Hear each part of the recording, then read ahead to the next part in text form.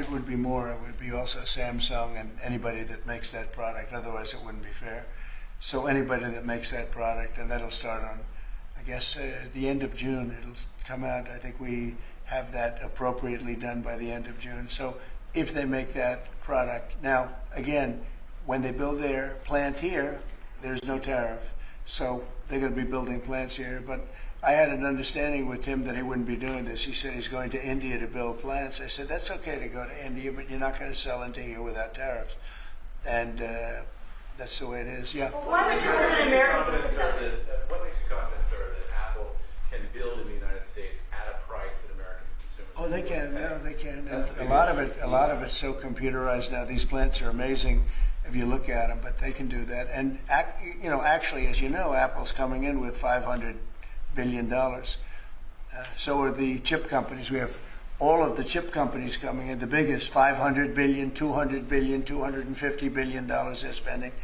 But we're talking about the iPhone now, and the iPhone. If they're going to sell it in America, I want it to be built in the United States.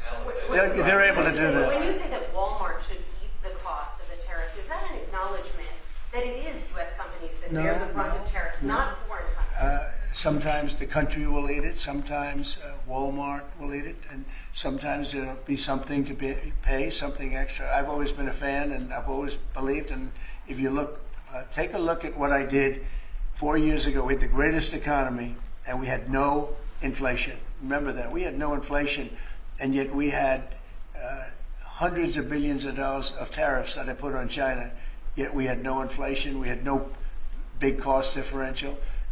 Oftentimes, and I don't like it when a department store, because they'll do a lot of business, but they announce record profits and everything else. They have to take out some of their profits. They'll make a little bit less money. But I don't want the consumer.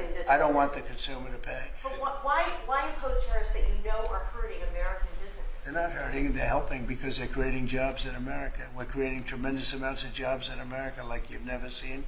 We're having investment in America. We're not getting ripped off by every country in the world. We've been ripped off by every country in the world. They're making their product, they sell it. They don't give our people the jobs. They make them with other countries' jobs. And we will have something that nobody will ever see again, I think. I think we have a potential to do numbers that we never envisioned in the wildest year. Look at what's happening. 10 to 12 trillion dollars in literally a couple of months. It's nothing like that's ever happened. It's we're doing a very special thing.